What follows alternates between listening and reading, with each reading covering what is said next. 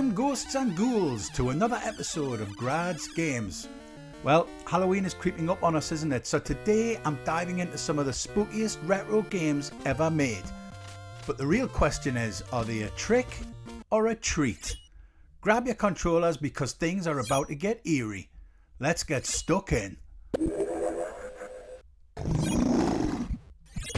First up, the infamous Ghosts and Goblins, released back in 1985. Wow. You play as Sir Arthur, a knight in shining armour, battling through a cursed land full of zombies, demons and all sorts of nightmare fuel. Sounds like fun, right?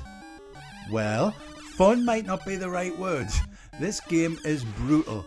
One hit strips you down to your skivvies and it only gets worse from there. Is it a trick or a treat? While Ghosts and Goblins is punishingly hard, it is hard, it's also a legendary classic. So for the brave of heart, I say it's a treat, but you've been warned.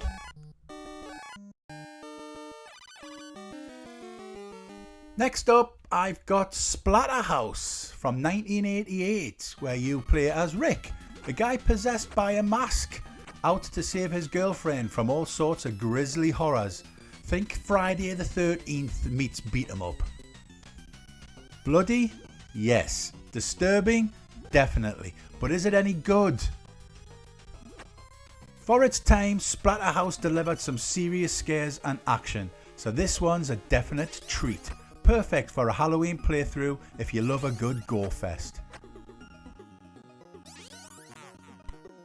And now I've got Castlevania 2 Simon's Quest, released in 1987. You'd think any Castlevania game would be a surefire treat, right? Well, hold on to your crucifix for this one. This might be controversial. The good old days of wandering aimlessly and having no idea what to do next.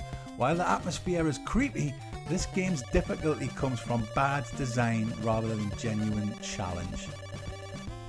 Sadly, I have to call this one a trick. It's a shame because we all love Castlevania, but Simon's Quest just doesn't hold up today.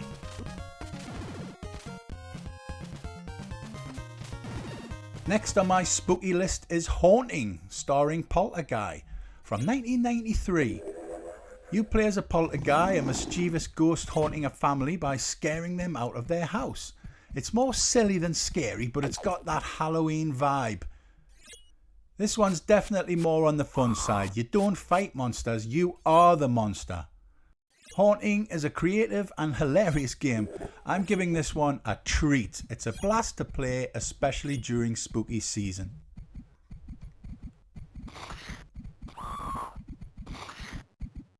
And last but not least, the 1989 Friday the 13th game for the NES.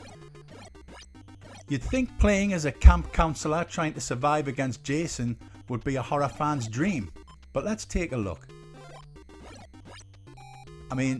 Okay, this game is notoriously bad. Between the confusing map, awful controls, and Jason showing up whenever he pleases, it's more frustrating than frightening. Unfortunately, this one's a trick. It had so much potential, but it just didn't deliver on the horror or the gameplay.